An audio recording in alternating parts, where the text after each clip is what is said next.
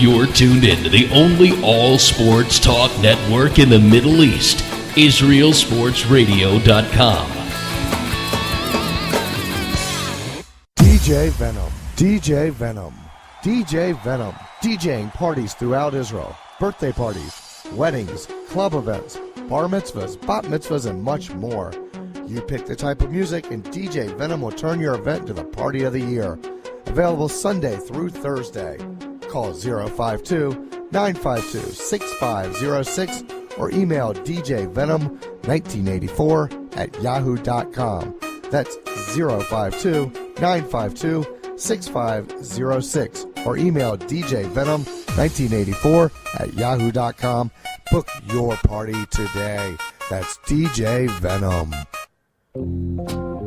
From the Emigrant 5 Studios in Jerusalem, Israel, our nation's capital, it's Louis Live! Now your host, me, and Raphael Geller.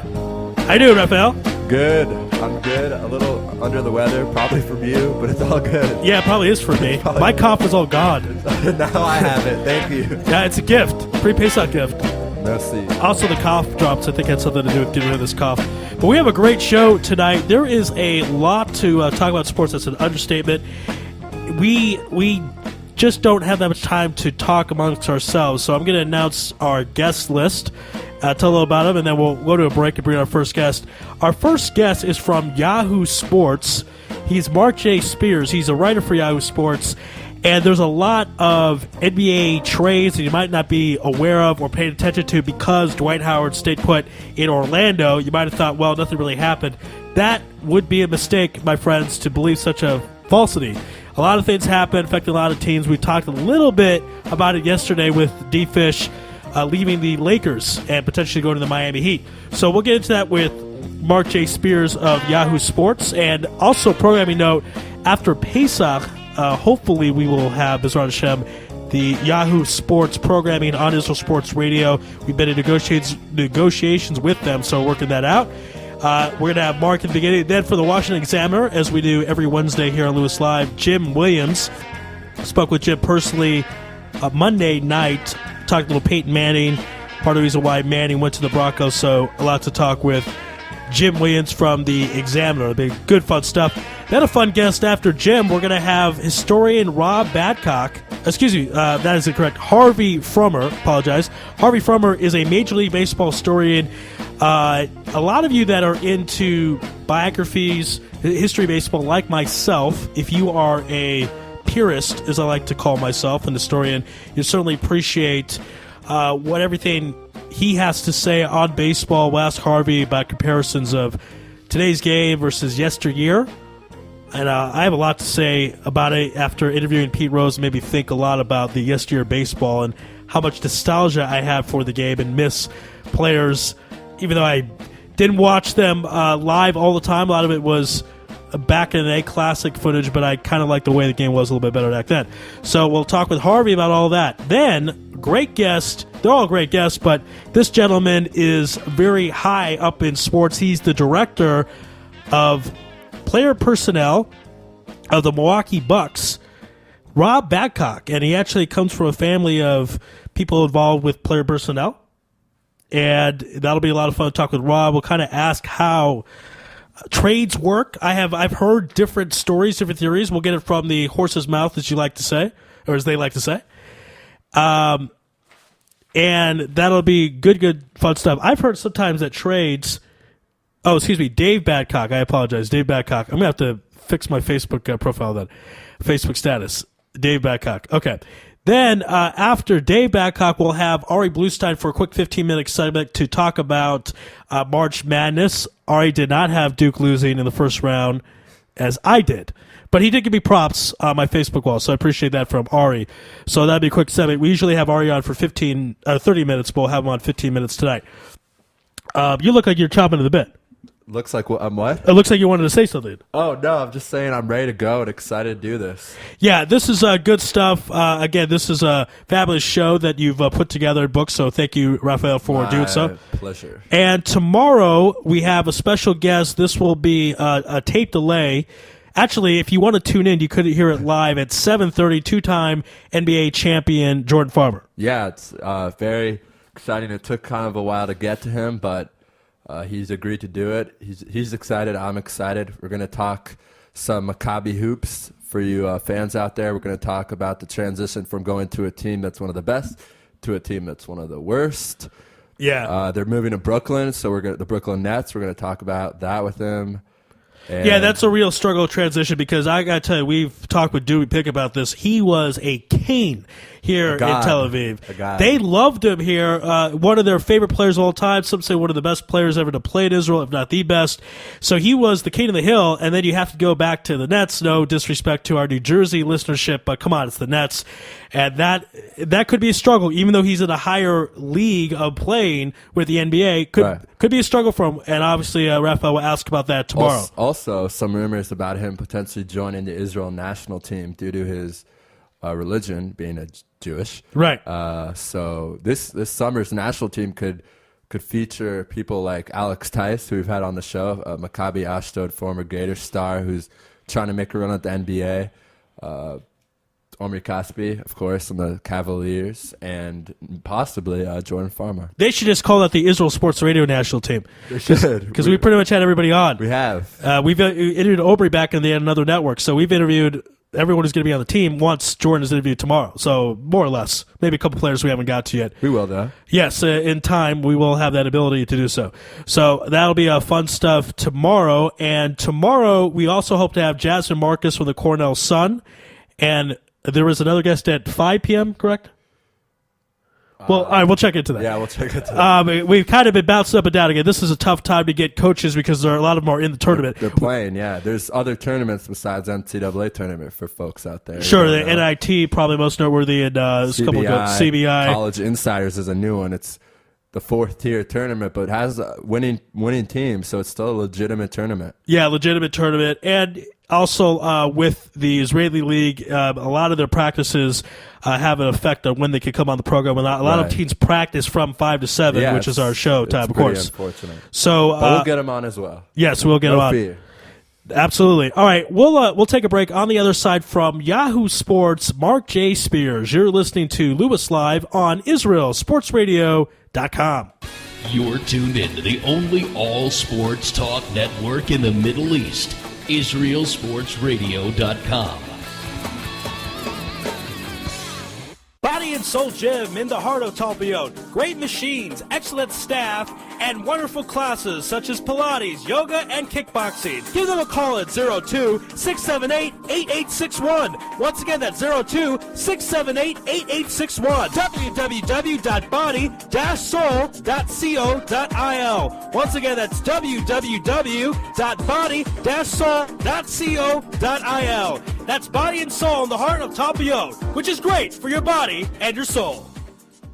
You're already using a credit card every day. Why not feel good every time you make a purchase? When using the HAS Advantage Support Israel Visa card, a percentage of each purchase you make will be donated to your choice of 24 Israeli-based charities, while still earning a reward point for every dollar spent. But wait, these rewards are even better than the standard rewards you get, especially when using them towards Israel travel, with the best conversion rate on El Al's Matmeed Frequent Flyer program. Earn double points at some of your favorite supermarkets and restaurants in the U.S., as well as discounts all over Israel. If you love traveling and supporting Israel, HAS Advantage is the card for you. Just give us a call toll-free at 1-866-6-ISRAEL. Sign up right now with the code ISR10 to earn 2,500 bonus points. That's 1-866-647-7235. HAS Advantage. Earn rewards. Support Israel. Offer valid for U.S. citizens only. Terms and conditions do apply. When dialing from within Israel, please dial 1-800-200-818. Israel Sports Dynamics specializes in football consulting, equipment, uniforms, and more. Great brands such as Nike, Russell Athletics, Shutt Sports Products, and many more. Just one call away. With over 30 years coaching experience with university and professional athletes, Terry Hill, owner of ISD, can advise you for all your sports needs. Call 054-581-3248. That's 054-581-3248, or visit our website at www.isdisrael.com. If that's not easy enough, click on the ISD banner on the Israel Sports Radio website and be part of the game. Are you tired of paying for expensive gym memberships that you don't use? Are you frustrated by not seeing results? It's It's time for the X1. Israel Gym Systems is proud to launch the X1 suspension and bodyweight training system. Lose weight, build muscle, improve balance, coordination, and flexibility. With your purchase of the X1, you'll receive a free membership to IsraelGym.com and access to our archives of videos and exercise plans. Sign up today at www.israelgym.com and get ready for the new you. Israel Gym X1. Higia Hazman. DJ Venom, DJ Venom, DJ Venom, DJing parties throughout Israel, birthday parties, weddings, club events, bar mitzvahs, bat mitzvahs, and much more. You pick the type of music, and DJ Venom will turn your event into the party of the year. Available Sunday through Thursday. Call 052-952-6506 or email djvenom1984@yahoo.com. That's 052-952-6506 or email djvenom1984@yahoo.com. Book your party today. That's DJ Venom. Broadcasting live from Israel. IsraelSportsRadio.com. Back here on Louis Live, we're dialing up our first guest of the evening. As you can hear the ringing in the background. So it'll be very fun to talk to our first guest, talk a little NBA trades. Hello. Hi, can I speak to Mark Spears, please? So? Hi, this is Ari Louis from Israel Sports Radio. You're live on Louis Live. How you doing out there? Good, man. It's a pleasure to have you on. There's a lot of fun stuff to talk about, NBA trades galore, and I know the biggest one that a lot of people thought was going to happen with Dwight Howard didn't, but Derek Fisher, 5-time NBA champion with the Lakers, they trade him to the Rockets. At this point, we've heard rumors that he was going to be bought out by Houston. Did that happen already, and if not, when do you think it'll happen? Oh, no, yeah, he's been bought out and waived, and now a lot of speculation has been that he'll join the Thunder in Oklahoma City. Wow. Assuming he goes there, that could be a really, really good move, I think, for the franchise. Other than Kendrick Perkins, they don't have a lot of veteran experience, guys who've been through the wars. And, Perkins played in 2 finals. Fisher's played in, I'm trying to losing track, right. So, for a guy like Russell Westbrook and Kevin Durant, someone with Derek Fisher's experience is very, very invaluable. And if he ends up playing there, I think that's a great, great move by the franchise. I don't see, Derek playing a lot of minutes, but, to have him on the floor with Russell Westbrook at times, maybe in tough moments or down the stretch when they need to calm down things, or, just to have him there as a mentor for Russell, most notably, I think is a great thing. Now, Kobe Bryant's been sensitive to in the past of trades which did not happen or some that did happen. How has he been reacting to the departure of D. Fish? I think he's happy to get Sessions, Raymond Sessions. I mean, they signed Sessions or traded for Sessions from the Cavaliers, and they needed a point guard that had speed to him, size, defense, can push the tempo, and Fish just is at the point now where he can't do that anymore, and probably hasn't been able to do that for a while. So definitely are able to speed things up with Sessions, and I know it's going to be tough for him to incorporate himself the best way he would like to. Because this is different. It's not the regular season where it's tough enough when you get traded and you just have a little less than half the season to get it together before the playoffs. This is a strike-shortened season, so he has basically a month and a half to get ready for the playoffs. So yes, it's difficult, but I know it's a trade that the Lakers is a player that the Lakers desperately needed and wanted and got. So. From that one thing you got to remember about Mike Brown, he hasn't been there that long, so I don't know that he has any allegiance to Derek Fisher. The fans of Los Angeles were really, really upset, though. I heard on the news down there, and I live in the San Francisco Bay Area, but in the news down there, it started with the Derek Fisher news. So wow. People there love him. there was a debate as whether he would get his jersey retired. I don't think so. If you haven't retired Michael Cooper and Byron Scott, I don't think you could retire Derek Fisher. Yeah, with all due respect to Derek Fisher. But it's an interesting point that Kobe's happy because you get a fresher player. And Derek Fisher in the same draft as Kobe Bryant, but 4 years older, and again, 7 NBA Finals, all that wear and tear. So I understand the upgrade. Now, I do want to talk about the trade that didn't happen. Dwight Howard, of course, said he would not exercise his no-trade clause. Why would he not do that? I mean, there were talks he was going to go to the Lakers. They would be the front runners, probably in the Western Conference, to go to the NBA Finals. Why would Dwight Howard not agree to leave Orlando? You know, Dwight is still a pretty young guy, and I think some people believe he has a lot of maturing to do. You know, from what I was told, he wants to be more like Dwayne Wade than LeBron James. He kind of wants to, you know, be somewhere his whole career, and not jump around places. But you know, that being said, I actually think if he would have opted out and gone somewhere, he probably would have went to New Jersey, aka Brooklyn, to play with Darren Williams. The Lakers didn't appear to be high on his list. I think he wants to be the face of the franchise, which he is now, and I don't see any problem with it. But I think the problem now is, you know, he has put the Magic in a really, really tough spot. Yeah, he opted in for another year, but after next season, he could be an unrestricted free agent and go wherever he wants.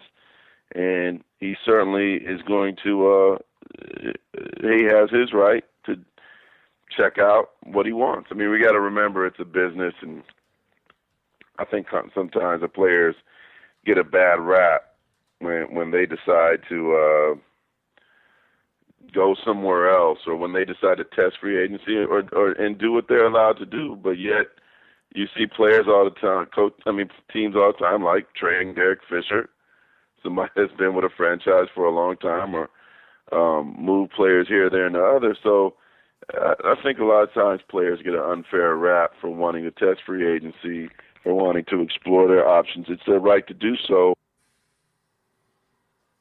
They shouldn't feel guilty about it.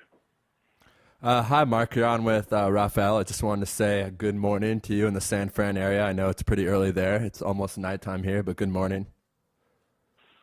Good morning, man, or I guess good evening. Yeah.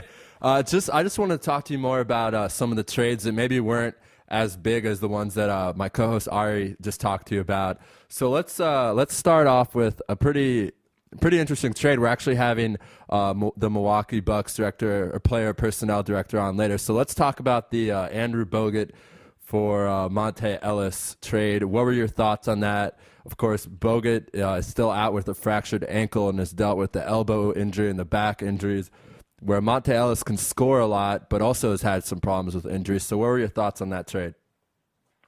I really liked it for the Warriors. I mean, here, the fans are really, really upset.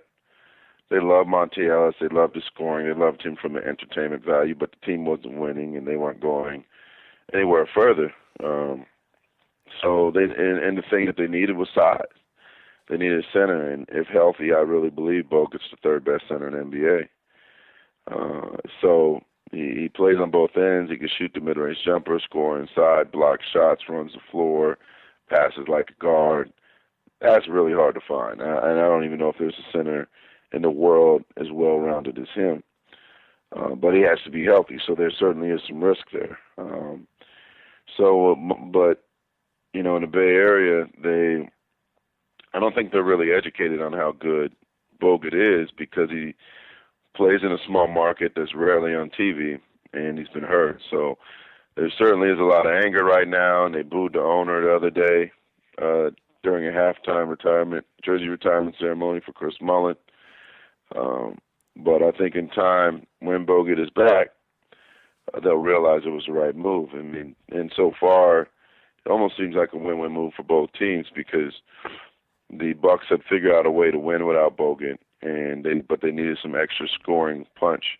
And Monte Ellis has played well so far for the Bucks, and they've been winning. And right. They're on the verge of really challenging they are challenging for a playoff spot, and could be a spoiler that could knock the Knicks out or knock the Celtics out, depending on how both those teams finish. But yeah, it's certainly a intriguing time for both franchises.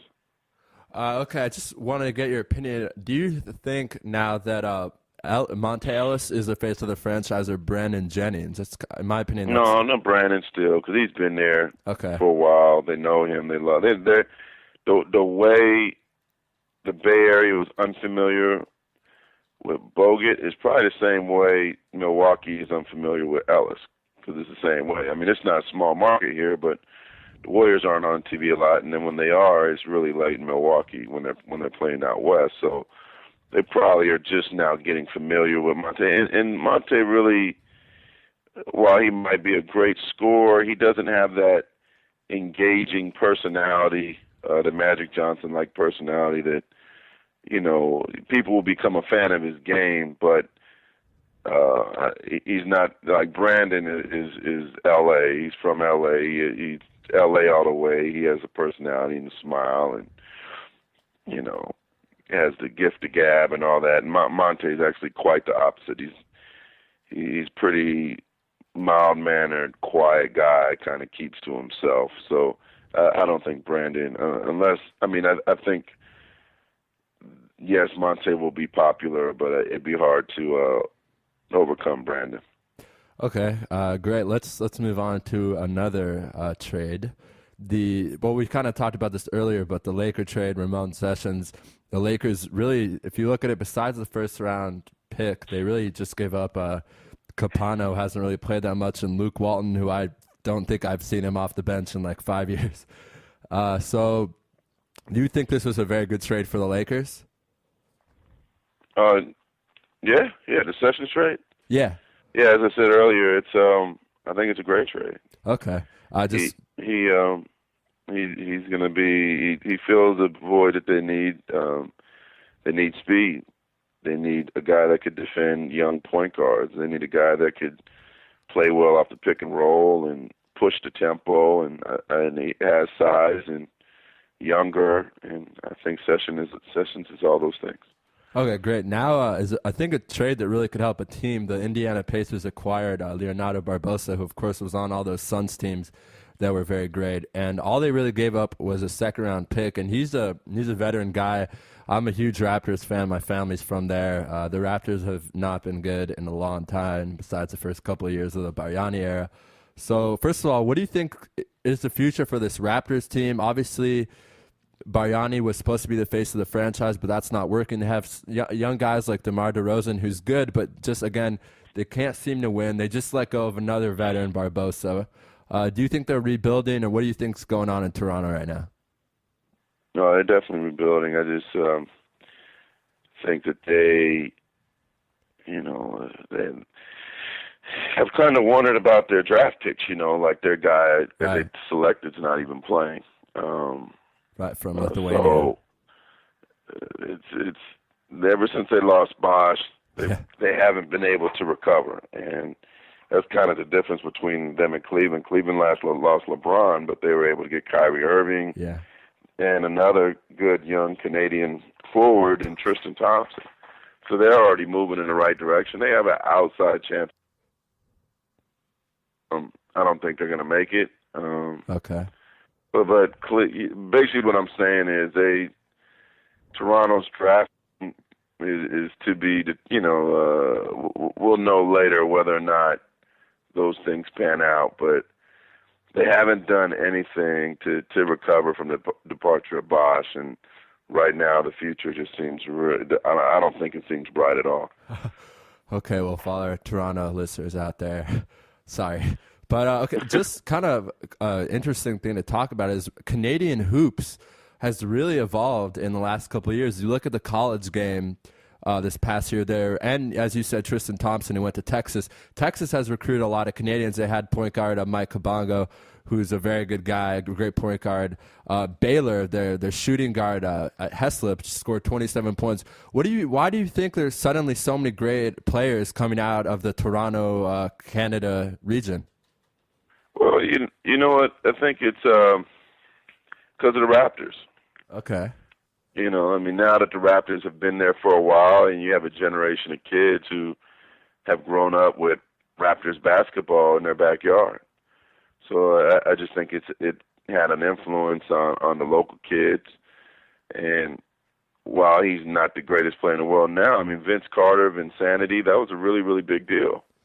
Yeah. That not only captured Toronto, but was a big deal in the United States. I remember when it took off, going to New York and covering that New York Toronto series. So I think it's just now you're just starting to see the effects of the Raptors being there. They've been there for quite some time now, and and now that they also have success with kids playing basketball there, I think it'll just get bigger and bigger and bigger, because it's funny, you don't see any kids really coming from any other part of the country. They're all coming from Toronto, and Toronto suddenly become like a basketball factory. They got, kids playing at Texas, playing at this great prep school in Las Vegas called Finley Prep, and I think it'll continue. Okay, great. I think the biggest trade that's kind of been under the radar because it's two teams that don't have great markets is the Nene trade, who Denver just signed in the offseason to, I think it's a $55 million contract, maybe $60 million. I don't exactly remember, but so let's just say for our listeners, the trade was the Wizards would send JaVale McGee, Ronnie Turioff, and Nick Young to the Clippers. I think Nick Young to the Clippers, and then Nene would go to the Wizards. So what do you think? Why was this trade done by the Nuggets front office? Well, I think when the Nuggets signed and they kind of knew and felt like they overpaid him, and while he was a beloved member of their franchise, I don't think they ever thought he was worth the money that they were paying him, but they needed to keep him as an asset, so they signed him. And so I think that was kind of in the back of their minds, if they feel like they could get something to aid their future as far as a big man that they thought was better than them, they were open to it quietly. So along with getting JaVale, they also got the ability to get more money to sign Wilson Chandler. So they recently signed Wilson Chandler for 5 years. And now they have McGee, and McGee will be a restricted free agent, but they'll likely be able to re-sign him. I'm not sure about how much money, though, which certainly would be a problem. But yeah, it just was a trade that came out of the blue, was surprising. Still probably stunning to people in Denver, but Nene is supposed to make his debut today, and knowing him, the trade really took a toll on him emotionally because, he just had a kid. He decided to commit to being in Denver instead of going somewhere else. And his wife's from Colorado, and probably thought that he's going to play his whole career there. So if there is somebody stunned by the trade, I know it's him. And I'm still kind of shocked about the whole move. Okay, another, I think you got Yahoo Sports reported this, is that Gilbert Arenas just got picked up by the Grizzlies. Gilbert Arenas has kind of disappeared from the NBA after that whole gun thing with his teammate on the plane and blah, blah, blah, blah. So of course he's going to back up Mike Conley, the former Ohio State guard. What do you think of this pickup? Do you think it's going to help this Grizzlies team? Is it going to help them? Is it going to hurt them? Is he bad for the locker room? There's a lot of good chemistry in Memphis. They had a great playoff run last year. Is this a good addition for the Grizzlies? Time will tell. Time will tell. Time will tell. Okay. I don't know. I haven't seen Gilbert. Okay. I don't know how he's playing now. I guess we'll see today because he's supposed to be on the roster. But last time we saw Gilbert, he seemed like he was kind of in his last legs, So okay. I really don't know what to expect from Gilbert Arenas at all. No, I wasn't privy to the workouts he did. So it's really a wait-and-see thing. I have really no clue what to expect from Gilbert, but what do they have to lose, you know? Okay, well, we're going to ask two more questions. One is going to be, I'll just go ahead. So this is something I've always kind of been following. Marcus Camby seems to be on the move. Every time you see a trade deadline, he's moving somewhere else. So the Houston Rockets are trading Johnny Flynn and Hasheem Thabeet, and Marcus Camby they were on the Blazers, and Marcus Camby's going to Houston. First question is Hasheem Thabeet. What happened really? He was a star at UConn. I think he left his sophomore year. I remember watching him thinking this guy could be really dominant, but everyone always said very raw, very raw, very raw. But still, I think was picked in the top 5 or top 10 in the draft that year. He really hasn't developed. He's bounced from the D League to the different teams. What do you think the future is for Thabeet?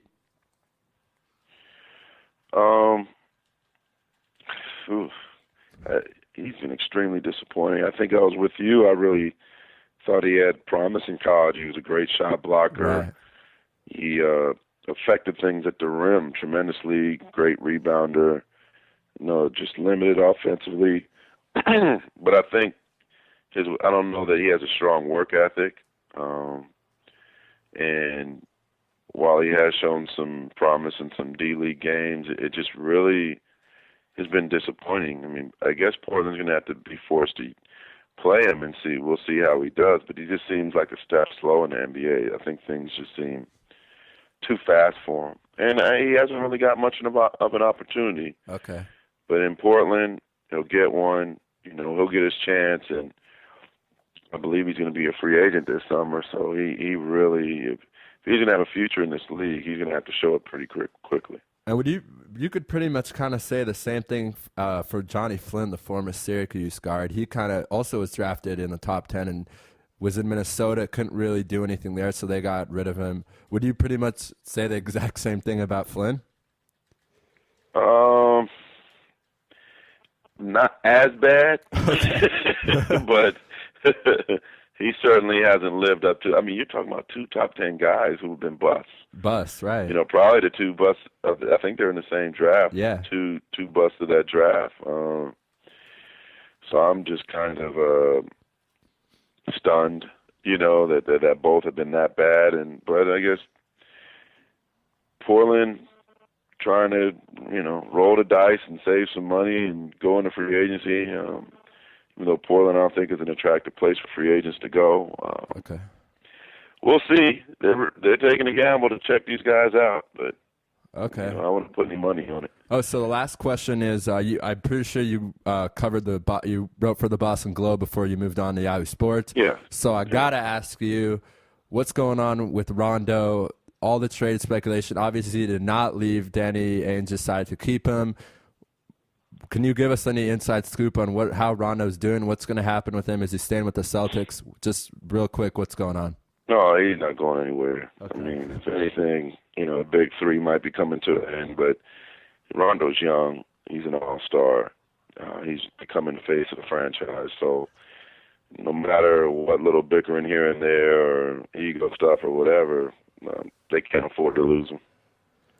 All right, Mark, we got to run, but we really appreciate the time. Mark Spears from Yahoo Sports. It was great to have you on Louis Live, and we'll definitely have to have you on again in the future. All right, take care, fellas. Appreciate the time. All right, Thank man, you. be well. Bye, Mark. All right. All right, so since we have such a jam-packed show, we again appreciate Mark Spears from Yahoo Sports. We got to take a commercial, and then on the other side from the Washington Examiner, Jim Williams, you're listening to Louis Live on IsraelSportsRadio.com. You're tuned in to the only all-sports talk network in the Middle East, IsraelSportsRadio.com. Body and Soul Gym in the heart of Talpiot. Great machines, excellent staff, and wonderful classes such as Pilates, yoga, and kickboxing. Give them a call at 02-678-8861. Once again, that's 02-678-8861. www.body-soul.co.il. Once again, that's www.body-soul.co.il. That's Body and Soul in the heart of Talpiot, which is great for your body and your soul. You're already using a credit card every day. Why not feel good every time you make a purchase? When using the HAS Advantage Support Israel Visa card, a percentage of each purchase you make will be donated to your choice of 24 Israeli-based charities, while still earning a reward point for every dollar spent. But wait, these rewards are even better than the standard rewards you get, especially when using them towards Israel travel, with the best conversion rate on El Al's Matmeed frequent flyer program. Earn double points at some of your favorite supermarkets and restaurants in the U.S., as well as discounts all over Israel. If you love traveling and supporting Israel, HAS Advantage is the card for you. Just give us a call toll-free at 1-866-6-ISRAEL. Sign up right now with the code ISR10 to earn 2,500 bonus points. That's 1-866-647-7235. HAS Advantage. Earn rewards. Support Israel. Offer valid for U.S. citizens only. Terms and conditions do apply. When dialing from within Israel, please dial 1-800-200-818. Israel Sports Dynamics specializes in football consulting, equipment, uniforms, and more. Great brands such as Nike, Russell Athletics, Shutt Sports Products, and many more. Just one call away. With over 30 years coaching experience with university and professional athletes, Harry Hill, owner of ISD, can advise you for all your sports needs. Call 054-581-3248. That's 054-581-3248, or visit our website at www.isdisrael.com. If that's not easy enough, click on the ISD banner on the Israel Sports Radio website and be part of the game. Are you tired of paying for expensive gym memberships that you don't use? Are you frustrated by not seeing results? It's time for the X1. Israel Gym Systems is proud to launch the X1 suspension and bodyweight training system. Lose weight, build muscle, improve balance, coordination, and flexibility. With your purchase of the X1, you'll receive a free membership to IsraelGym.com and access to our archives of videos and exercise plans. Sign up today at www.israelgym.com and get ready for the new you. Israel Gym X1. Higia Hazman. DJ Venom, DJ Venom, DJ Venom, DJing parties throughout Israel, birthday parties, weddings, club events, bar mitzvahs, bat mitzvahs, and much more. You pick the type of music and DJ Venom will turn your event into the party of the year. Available Sunday through Thursday. Call 052-952-6506 or email djvenom1984@yahoo.com. That's 052-952-6506 or email djvenom1984@yahoo.com. Book your party today. That's DJ Venom. Broadcasting live from Israel. IsraelSportsRadio.com. Back here on Louis Live, we're dialing up our next guest. As you can hear the ringing in the background. Hello? Hi, Jim. This is Ari Louis from Louis Live. You're on Israel Sports Radio. How you doing? I'm fine, Ari. It's great to be with you, as always. Yes, absolutely. We have so much to talk about. We don't have a lot of time, but let's get right into it.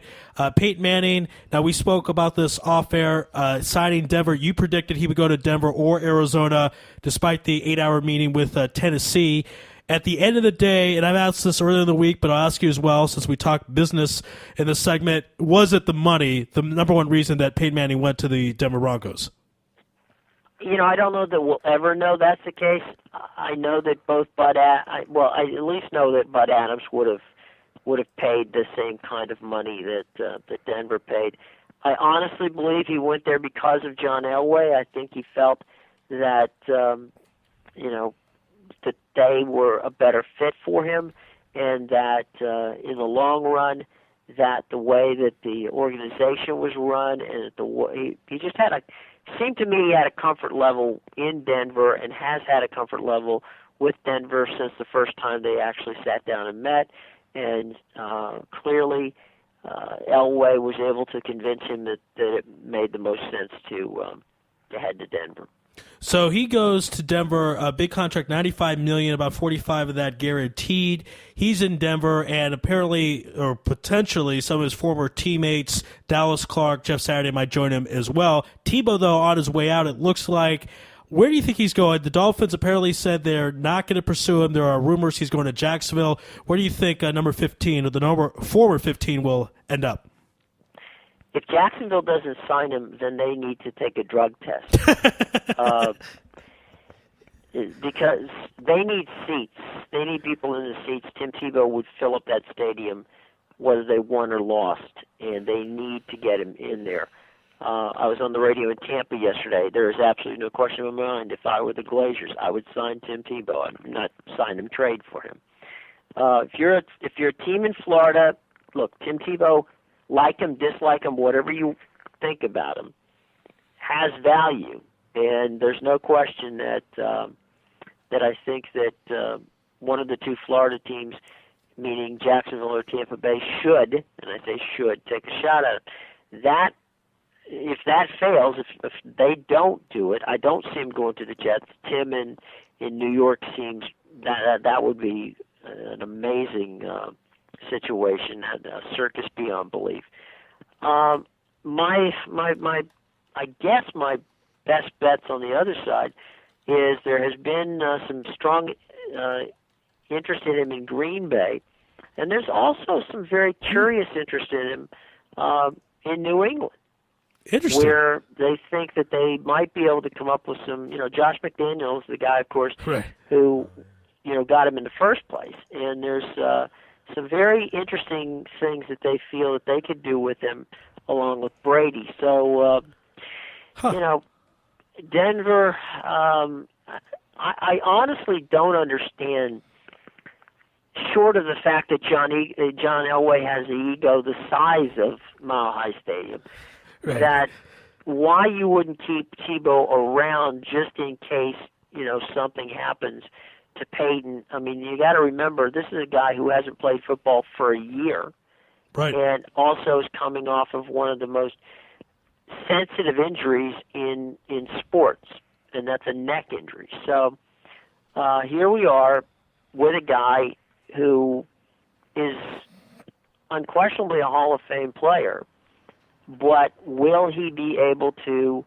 It's one thing when you're, throwing the ball around the Duke University training facility. It's another when you've got 11 guys chasing you and, wanting to throw you to the ground. So it's a whole different setup, and I will be quite interested to see how this works out. And if Elway, again, ego-driven that he is, that he's going to send Tebow out of town, assuming that, Tim and Peyton Manning couldn't exist in the same city, which is insane, because I would think that if there's anybody who could teach Tim Tebow to be the type of quarterback that, they want, meaning the Broncos want, serving as the backup and learning from Peyton Manning, to me, would be the perfect solution to the situation. But I just tend to believe that John's ego won't let him, let that happen. And part of the domino effect from all this moving around, or Peyton Manning moving to Denver at the end, he doesn't go to San Francisco, despite the upgrade of the wide receiving core, Randy Moss and Mario Manningham. There was some talk Alex Smith's feelings might be hurt. He's about to re-sign with the 49ers. So at the end of the day, Alex just simply manned up and said, hey, they supported me when my career was kind of up in the air. I'm going to stay with them even though they try to go after Peyton Manning. They have the same agent. They have the same agent. Manning Interesting. Right. And so, I mean, I tend to believe he probably got a heads up from Tom Condon, who said, "Oh, by the way, Peyton's signing with Denver. You're cool." Look, it's Peyton Manning, okay? Yeah. You have a situation where if you are anybody other than a guy by the name of Tom Brady, Peyton Manning is if any of the teams go for him and you're their quarterback, you kind of understand it. Yeah, that's true. Especially after the situations that they've gone through in San Francisco. But I do believe in Alex's case that he realized what was going on. He took the tour just in case, and always with the idea, I'm sure, that going back to San Francisco was the wisest of all possible things. And Hines Ward calls it a career. And, I'll tell you, in Super Bowl 45, when the Steelers took on the Packers, he was my X factor because he was the MVP of Super Bowl 40. He was on the team when they won it in 43. And this guy's got some really impressive numbers. First ballot Hall of Famer, in your opinion? I don't know if he's going to be a first ballot Hall of Famer, but I believe he will be a Hall of Famer. I think that Hines actually got the league to change the rules on blocking, and Hines had no problem taking defensive backs out as he was trying to either block for fellow receivers or for running backs. He was a gritty guy who was started as a quarterback at the University of Georgia. Right. And, was a phenomenal athlete and had one heck of a career as a slot receiver for the Pittsburgh Steelers. So I would agree that he's a Hall of Famer. Whether he's a first ballot or second ballot, I don't know, but I do believe that there's a lot of players in professional football who don't play for the Pittsburgh Steelers who will not miss having to guard, Hines Ward. And kind of a funny question, somewhat, or a funny incident. The ceremony, I don't know if you caught this. Chris Mullin, in San Francisco for the Golden State Warriors, were retiring his jersey, and the owner comes out and they boo him. So I just want to know if you saw that and your thoughts about the situation. I didn't see it. It doesn't surprise me because for the most part, owners, when they come out, in a lot of cities are booed for a number of different reasons. You probably have about maybe 8 to 10 franchises in each league where if the owner came out, they wouldn't get booed, but for the most part, fans blame the owners if they're not winning, and so, it doesn't surprise me. I mean, I've seen it happen on a number of occasions before, so, when the owner comes out, I think he comes out at his own peril. Hi, Jim. It's Raphael. How you doing out there? Hi, Raphael. How are you? I'm good. I'm ready to talk some hoops with you, some college basketball. A lot has happened since we had you on. Clearly, I don't know much about it, Raphael. A lot has happened since we had you on last time. There were 64 teams in the tournament. Now there are 16. Let's first talk about some of the games that happened. Or let's start in the past, and then let's look ahead at the future. I really don't understand what happened with Missouri. I'm hoping you can give our listeners some more insight on what you think happened with this team that literally everyone almost picked to the Final Four. I'm sorry, I couldn't hear it, Raphael. Oh, sorry. I said I was curious to get your input on the Missouri losing in the first round and why that happened. Well, I think in the case of Missouri, you really only have to have one bad night, unfortunately, in this tournament. I think Missouri's problem was they were not hitting anything from the three-point range. They had a very bad night from that shooting. I think they were under 20% from the three-point range. Mm-hmm. And conversely, they were just outplayed. And, there are going to be those days that if you're missing and you live and die from the perimeter, which they seem to do, and you're not getting it, and the other guys are, you can fall into a hole, which they did, and they couldn't dig themselves out of it. So can I explain it? I truly can't, because there's no reason why they should have lost, but they did, and that's what makes the tournament, very entertaining. But I think that, those two teams play 10 times, Missouri's going to win 9. The problem is, for Missouri, the time they lost was in the tournament. Right, and I just know we've had so many people. I think, did you pick them in the Final Four? I don't remember. No, I didn't have them in the Final Four. Who did you have from that region? Let me see if I have my bracket here. My grocery list is on the back of it. Clearly, there's not much left. Missouri.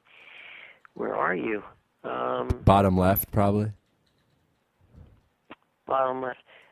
I'm looking. I had I have Marquette and Michigan State coming out of that. Okay, so you're still alive, Jim. Yeah. Okay, so I want to talk about, in my opinion, there's so many great games coming up in the Sweet 16. Every game should be very competitive. Every game has a lot of very good players. One of the most intriguing games, of course, has to be the Kentucky-Indiana game, the rematch of the big game of Assembly Hall with Watford nailing the 3. I keep saying Jeff Teague. Marcus Teague had a ridiculous game against Iowa State, and that's kind of I've talked about this with you a couple times. It's been his knock all year that he hasn't been able to play up to the par of the other players. But I think he had 24 points and 8 or 9 assists against a good Iowa State team. So he was clicking. Terrence Jones is clicking. So can this team really be stopped? Is it Kentucky's tournament to lose now that Teague is playing better? I'd have to say yes. I mean, what I've seen of Kentucky is they're men among boys, and this is really a game where you hit the nail right on the head. It clearly is a situation where it is Kentucky's tournament at this point to lose. They have not only have they not played a bad game, they just haven't played. They haven't played a stretch of 5-minute stretch of bad. I mean, they've just been up and down the court. They're athletic. They follow up. They make all the plays. They defensively are strong. They're offensively strong. They just don't seem to have had a weakness, at least over the first 2, games they've played as they head into the Sweet 16. And certainly, Indiana, has the ability to play a strong defense, and they played in the Big Ten, so there's going to be a physicality that they're going to bring to the game, which may or may not throw Kentucky off their game. But I truly haven't seen any weakness thus far in Kentucky, and I'm not totally sure that Indiana is going to be able to exploit it. Okay, we're on right now with Jim Williams from the Washington Examiner, and we're talking Sweet 16 matchups. We have about 5 minutes left, so let's talk about your Marquette team, which you have. I think besides the Kentucky game, Indiana game, regarding talent, well, obviously Kentucky probably has 4 guys going in the first round, but if you look at this Marquette-Florida game for future talent, Marquette had the Big East Player of the Year, Jay Crowder. They also have Johnson Odom. Florida has Beal, Walker, Rosario. They have so many great players. This is really going to be the matchup of stars. What do you think about this game? I think whoever wins this game could be a Final Four team because they are fun to watch. Both of these two teams are great teams. They're Marquette, I've seen a number of times in the Big East. I saw them personally against Georgetown. I am a Florida alum as well as South Florida alum. Right. And Billy Donovan, I have great respect for Billy's ability to put a team together for a tournament. Mm-hmm. And, while other teams have been skating by close games, Florida has blown out their 2 opponents. And so they really haven't been challenged. That said, I really think this could be one of the most entertaining games of the entire, remainder of the Sweet 16, because these 2 teams are both physical. They both like to run. They both have the ability to shoot from the outside. They both have the ability to play an inside game. They're both complete teams, and that's the other part of it. I mean, they played together. Most teams have played together for a while, so it's going to be fun. I mean, I'm not saying that either of these 2 teams are as talented as Kentucky, although Florida has given Kentucky grief a couple of times during the season. They didn't beat them, but they played them, closely. Yeah. And certainly Marquette has had a schedule that has seen them play Syracuse and other major, powers. So neither one of these teams should be, afraid of anybody at this point in time. So I think that this should be a fun game, and it should be a close one. And I have Marquette winning it painfully over my Gators, but I would kind of, at this point in time, since my brackets have been crushed somewhat. I wouldn't mind seeing the Gators win, but I do think Marquette's going to pull it out. Okay, and give credit, of course, to Coach Buzz Williams, who really absolutely. Yeah, Marquette fans kind of knocked that he was promoted after Crean left, and he's done a really, really great job. He's I wouldn't say he's been as successful as Crean, because Crean, of course, went to the Final Four in 2003, but he's done a very good job of getting these JUCO players. I believe that Johnson Odom, and Jay Crowder are JUCO transfers, so that's huge, especially to have a JUCO transfer as your Big East Player of the Year. Right, and also, I mean, he's recruited well too. So, yeah. I mean, that Marquette's a deep team, just like Florida's a deep team. So, yeah, I think that anybody who's seen Marquette play, certainly those of us who've seen the Big East play, we've seen them play against everybody, and they have not disappointed. They've been in pretty much every game they've played this year. Okay, and then our last question, we have about 2 minutes left. I think the most intriguing coaching matchup has to be this Michigan State-Louisville team, Tom Izzo, Rick Pitino. It's just, if you're a fan, you got to forget who's on the floor, just watching the coaches during the game should be fun. What are your thoughts for this game? I'm pretty sure that Rick Pitino won't be wearing a white suit. That definitely is not going to happen. No, I agree with you. Izzo and Pitino, they're chess masters, and they are really good bench coaches. And I think that it's going to be a lot of fun. There's absolutely, I'd have to give the nod to Michigan State from a talent standpoint. I think Michigan State has more talent on their team than Louisville does.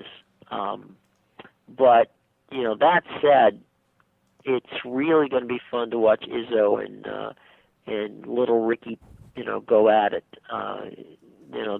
They both have this ability to really rise to the occasion in the big game and rise to the occasion in the tournament. So this is, I agree with you. This is going to be a very good, head game situation between two of the best bench coaches in the business. I mean, it's one thing to coach; it's another thing to coach in game. And both Izzo and Rick Pitino are great at making decisions on the fly, adjustments on the fly, and making sure that that whatever happens, their team is in a position to win the game, in the final stretch.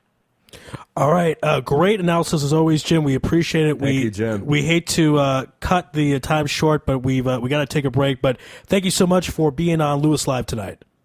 It's always a pleasure, guys. You have a good weekend. Shabbat shalom to everybody, and by next time we talk, we'll be talking about who's going to the Final Four. Oh, right. It's going to be awesome. It's going to be great. It'll be a great week. Thank you, Jim. Thank you, Jim. Have a good one. All right, guys. Take care. All right, that was Jim Williams from the Washington Examiner here on Louis Live on Israel Sports Radio. We're going to take a quick break, and then on to the other side, fun guest Harvey Frommer, who is a baseball historian, and we'll talk a little baseball then and now, Fenway Park, and a whole bunch of good stuff. You're listening to Louis Live on IsraelSportsRadio.com. Offering the best of Israel at the best price, Shalom Israel Tours can help you make your next trip to Israel the adventure of a lifetime. Shalom Israel Tours will customize a trip to Israel for your family or group. Specializing in bar mitzvah packages, outdoor adventure vacations, wine tours, and more, Shalom Israel Tours is sure to inspire. So whether you're looking for a customized trip, a day tour, or a car rental, Shalom Israel Tours is here to help. Email us at inspire@shalomisraeltours.com or click the banner on the Israel Sports Radio homepage, and soon you will find yourself in Israel. That's Shalom Israel Tours, www.shalomisraeltours.com. Back here on Louis Live, thanks again to Jim Williams from the Washington Examiner for coming on the program, breaking down the NFL and, of course, March Madness. Hi, can I speak to Dr. Frommer, please? Who's calling? This is Ari Louis from Israel Sports Radio. Oh, hold on just a moment. Sure. Of course, the fun of live radio. Hello? Hi, Dr. Frommer. This is Ari Louis with Israel Sports Radio. You're live on Louis Live. How you doing out there? I'm doing fine. How are you doing? Doing great. Isn't often that we have a doctor on the air, so thank you for coming on. We certainly appreciate it. A lot to talk about. Of course, you're a baseball historian, and one of the things I want to talk about, you researched old Yankee Stadium, and it's weird for me to say that because I've followed Yankee Stadium so much of my baseball life. What were some of the things you noticed from the historical site? We heard a story that Derek Jeter kept a sign, I think, from Joe DiMaggio where he said, "I'm proud to be a Yankee." Was that a true story that Jeter really kept that historic memorabilia, if you will? That's gone down like a lot of other myths throughout time. He may have had it for a short time, but Jeter's not the guy who was really involved in collectibles and memorabilia. But that came to be, I guess, because Joltin' Joe DiMaggio, the Yankee Clipper, is one of the all-time Yankee and baseball heroes. So it was a good story at a good play.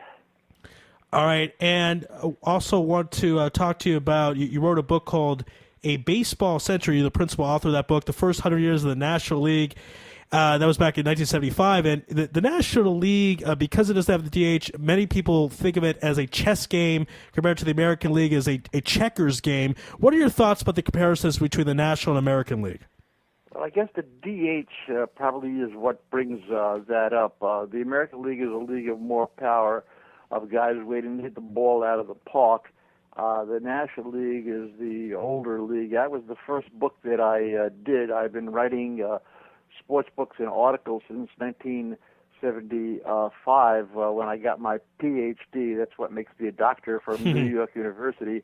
And the PhD was in media, sports, and culture. So it's been an interesting ride, and I'm still riding along and doing these books and these articles. And I've had a lot of contact with the American League and with the National League. The Yankees, as we know, are really the pride of baseball, but they really are a true American League team.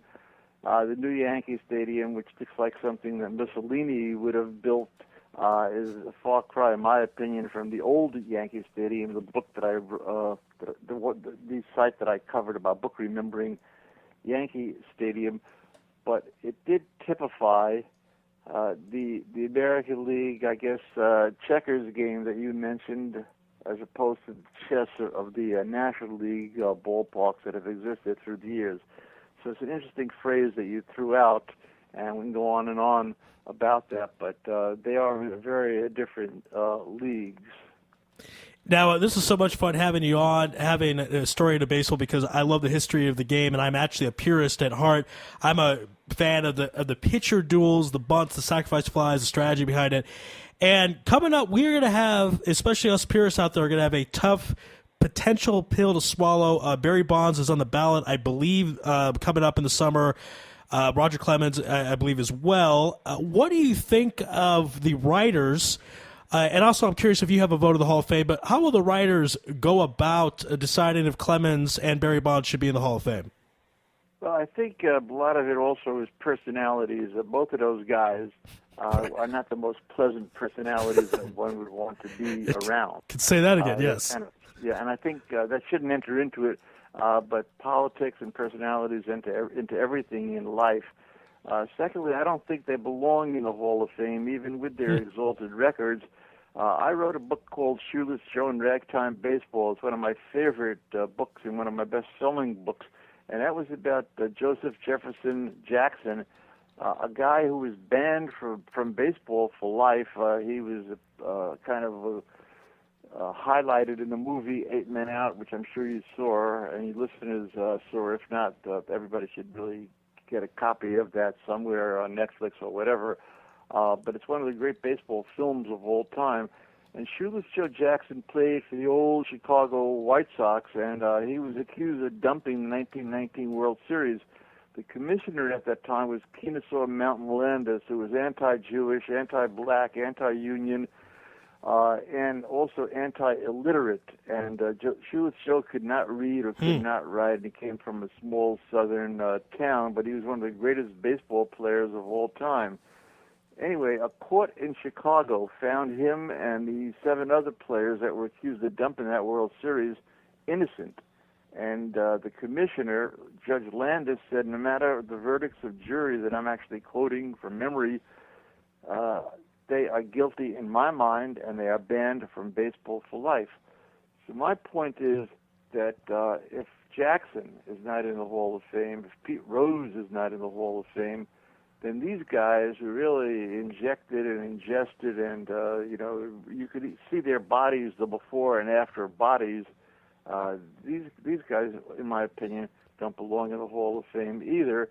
And I think the Hall of Fame really needs a whole reshuffling in its viewing of players, because there are so many cheats and womanizers and other types, and who don't really even have the credentials of a Bonds or a Clemens that are in the Hall of Fame. So there should really be a whole new set of standards as to who gets admitted and under what conditions. That's just my own opinion. And interstate, correct me if I'm wrong, but I believe Shoeless Joe Jackson had the only home run in that World Series. Only home run. He hit in the high 300s. He didn't make a single error. What more could the guy have done? And that really stunned me. That doing all the research on that book, I'm also at this moment in time, working on a proposal for a brand new book. Hopefully, it'll come to be. And this is called The First Super Bowl. And strangely, no one ever really did a definitive book on the first Super Bowl way back in '67. And there is a tale again. You mentioned the American League and the National League. There's a tale of the American Football League versus the establishment National Football League, and it's a tale I really want to tell in depth, so hopefully I'll get that off the ground. Yeah, and it's also anyone out there who hasn't seen 8 Men Out, a great movie, Field of Dreams, same concept about the so-called Black Sox, the people that were accused of throwing the 1919 World Series. And I'll tell you, I get very passionate when we talk about the Hall of Fame, because at steroids, I actually would like to see a zero-tolerance policy in Major League Baseball regarding steroids, because so many times athletes say, well, I accidentally took it, I didn't know what I was taking, and I would come really hard at them and say, you know what, even if you accidentally take it, if a trainer prescribed it to you, you're out. And I think that would encourage players to double check what they're taking. And guess what? Zero tolerance policy as far as gambling after the whole 1919, whatever you want to call it, the Black Sox or White Sox, worked pretty much for the most part. So that is my opinion. Do you think Major League Baseball needs a zero tolerance policy on steroids? I would agree totally with you. A zero tolerance policy would work. And I would agree also with what you intimated, that the trainer described it, or I got the bottles mixed up, or I had an injury and I was told it would make me feel better, like an aspirin or something along that line. And you could just, as I alluded to earlier, physically look at these guys. They don't look like they looked in the beginning of their careers. And I did Nolan Ryan's autobiography. He would never have ingested or done anything to the temple that was his body like these guys have done. I'm a big fan of Albert Pujols. And Pujols was once asked, in fact, by some stupid reporter, what does he take to keep himself, in such great-looking shape? And he said, my body is my temple. I would not do any steroids, any of these drugs, and because who knows what happens to these guys down the road when they're older, and what effect these substances will have on their bodies. Hi, Dr. Fromer. You're on right now with Raphael. I just wanted to say it's a pleasure to have you on our show. It's a pleasure for me to be on. I'm a real Zionist. My wife and I have written extensively about the Jewish topics also, and we were just in Israel last year. We have unfortunately been unable at this moment in time to sell what would be the book of our dreams, a book called It Happened in Israel, and that would be an oral history told by people at the top and throughout the different layers of your society, talking about the state of Israel and the miracle that it is. So wow, that sounds really amazing. Hopefully we will get a deal, and we'll come over there and meet you guys. Yeah, we'd love to meet you and have you come to our studio. Okay, so I'm obviously the younger guy out of my co-host, so I kind of want to talk about the game going on right now. Obviously, we just had this whole I don't know if you'd even call it a scandal, but the whole Ryan Braun case where he was the first player in baseball history to get everything completely overturned. What are your thoughts on what happened with Ryan Braun, who I must say is also Jewish, or at least his father's Jewish? Right. Well, if Well, in my opinion, he's Jewish, although the purists would say his mother wasn't Jewish, so he's not Jewish. But anyway, I think he can be considered Jewish from my perspective. He's a great player, an incredibly talented player, and a player also with principles. And maybe it's a question, I don't know if you have a family audience, if he peed in the wrong test tube or something like that. But they screwed it up. And I think the guy's reputation got sullied a bit by this, and I think it was a mistake. But more power to somebody like Orion Braun. It's unfortunate that the shoeless Joe Jackson, who protested his innocence through all the years afterwards, just going back to that reference that I made about him and the Black Sox scandal, he could not get himself off the hook of being a guy who threw the games. So that Ryan Braun, I think, was a heroic gesture, and more power to players like that who feel they are screwed by the system. Okay, very interesting. Speaking of current players in the Major League, I kind of want to touch up on Manny Ramirez, who he had that 50-game suspension, and then he retired. So we're like, okay, he's gone. We don't have to worry about him. Then he comes out of retirement, admits that he did the steroids, kind of says he's not going to do it again, but he still has to deal with. This is what I really want to get your opinion on. So he had a 100-game ban when he retired. Now that he unretired, it was only knocked down to 50 games. So I kind of agree with my co-host Ari. I think that once someone's charged with it, they should be out of the game. I don't understand how it goes down from 100 games to 50 games. It's kind of rewarding him for coming back. He just signed with Oakland. Oakland's known for having Billy Beane, who takes chances on guys or doesn't spend a lot of money. But this year's team, he shipped out a lot of the pitchers earlier in the season, but he just signed Ramirez. So can we just get your thoughts on that whole balagan going on there? Ironically enough, my book, Remembering Fenway Park, which is out now to celebrate the 100th anniversary of the Boston Red Sox, the publisher picked for the back cover a photo of Manny Ramirez going into the scoreboard, that manual scoreboard at Fenway Park. And people have always asked me as I go around promoting the book, I guess he went in there to smoke or do something bad, etc. Or maybe he had to go to the men's room. There's no toilet inside there. I guess all he did was take a few puffs on a cigarette. Let's hope that's all he did. But he was always a kind of flaky, dancing to his own drummer type of player. And if the rules, say that after he serves a certain amount of games suspension, and the rules also say that they can forgive him for some other games, I guess he deserves to be back in baseball. But I don't think there's really much in his tank. And I'm also not a big fan of the Moneyball team that the Oakland team is. They had a couple of good seasons, and the book took off.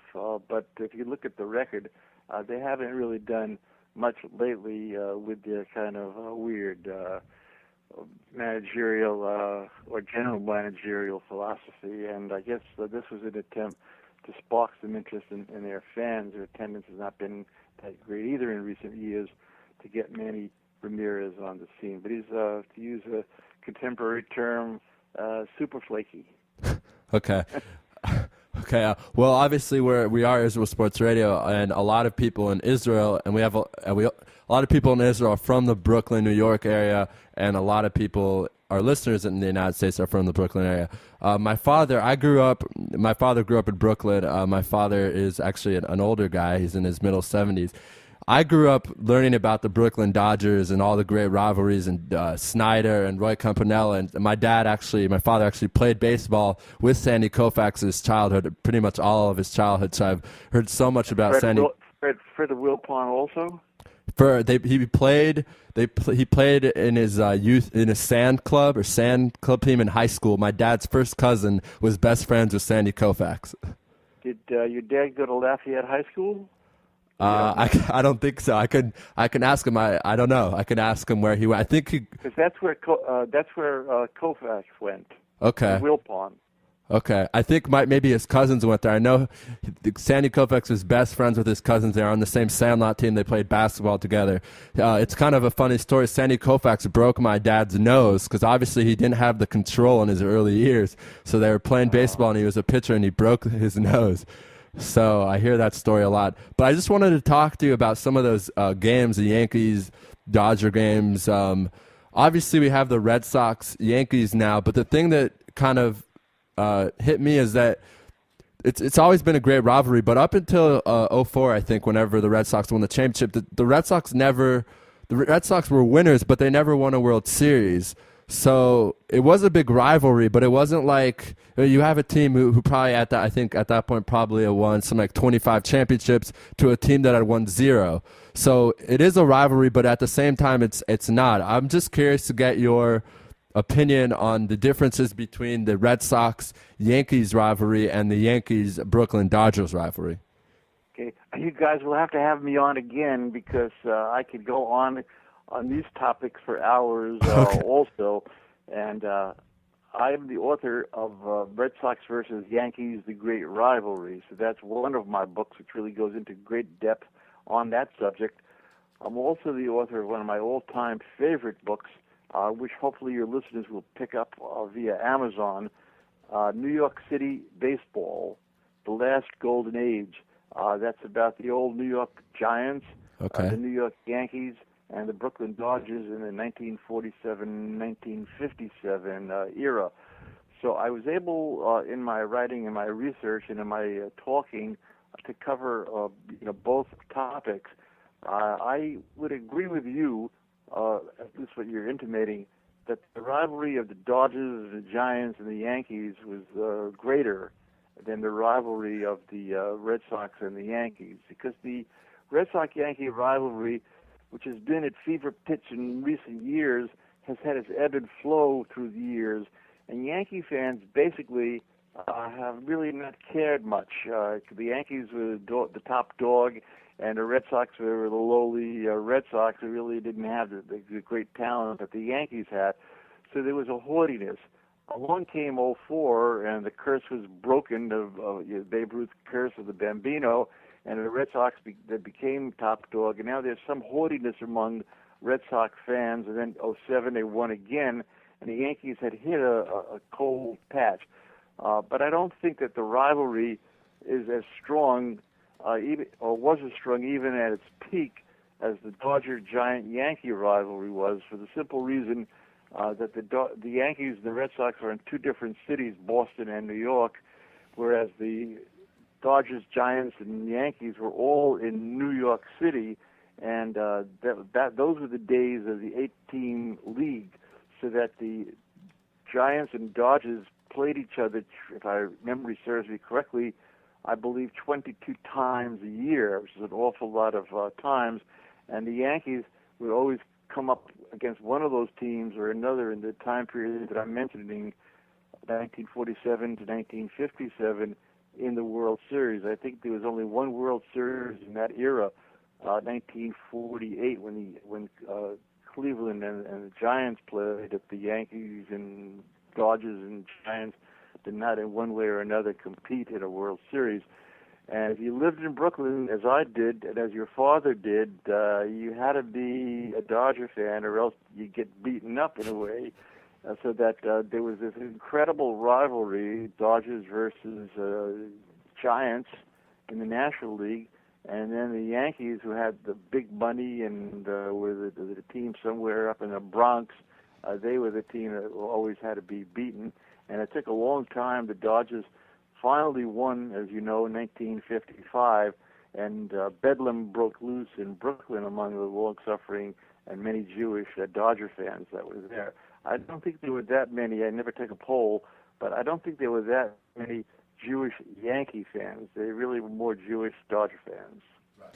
All right, we're having chats coming in, chats galore through our chat line facility, and Shira from Jerusalem wants to know, do you think the Lou Brock for Ernie Brogilo was the most lopsided trade in baseball history?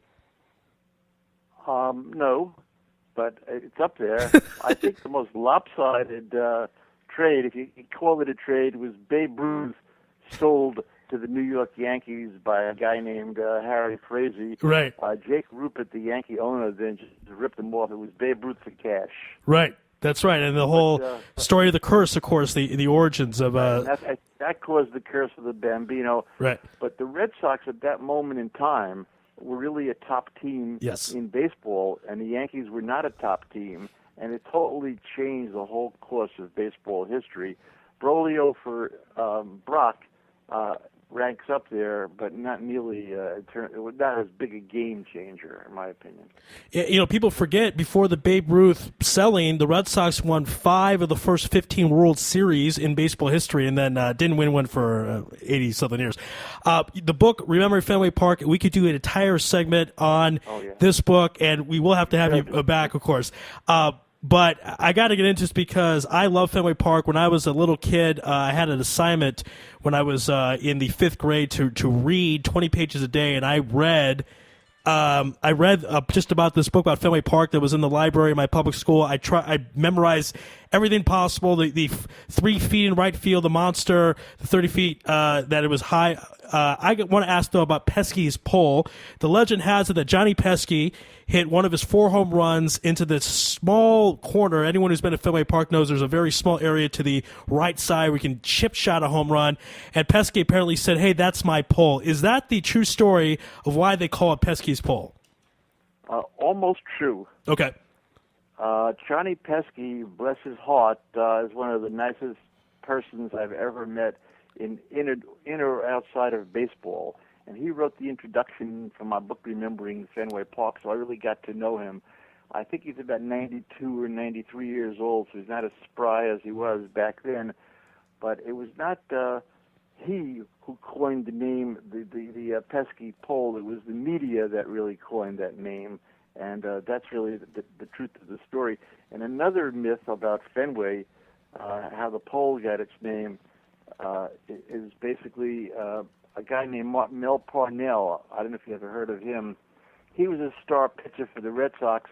He was also a great friend of Pesky, and he became a broadcaster for the Red Sox. And he was the one who dubbed the Pesky pole. Oh, okay. There's also the Red Seat. Have you heard of that at Fenway Park, the Red Seat? Yeah, somewhat as well, yes. Okay, that Red Seat also is clothed in mythology. They have a red seat in Fenway Park, and that red seat is allegedly the spot where Ted Williams hit the longest home run in Red Sox history. And after that took place, to commemorate it, this was back in the 50s, they decided that they would put a red seat in that spot. That might be true, but there were no seats in that spot. There were only these kind of benches that people sat on.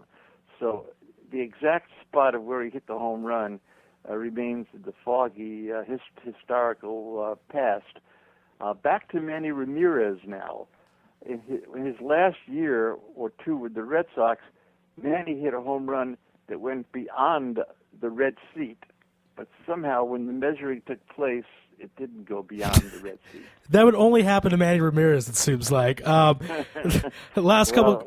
He wasn't well liked by many. Last couple questions before we let you go. The famous Carlton Fisk home run in the 1975 World Series. Legend has it that there was the reason why the camera angle was so good because it was shot from the Green Monster, and apparently there was a rat back there that scared the cameraman, so he didn't want to move his camera spot, and that's why it's such a good angle of Fisk. Is that true? Well, that one I would have to see. So we're playing true or false here. This is the first one that you gave me that is true. All right. Wow, okay. All right, so that is true about the rat. A lot of mythology in sports. So where are you actually broadcasting from? Jerusalem, Israel, right now. Where? What city? In Jerusalem. Oh, you're in Jerusalem. We have relatives there, so I should have told them to listen. Well, the next time you come on, they'll have to. All right, we have to wrap it up, but please tell everyone where they can get the book, Remembering Fenway Park. I certainly want to read it. Where can they pick that up? Right. I am really proud and honored to have written this book. It's a $45 book, which sells for only $29 on Amazon. So I think that will be, in this day and age of the economy being bad, that's the place to go. The book is almost 4 pounds. It has 240 pages.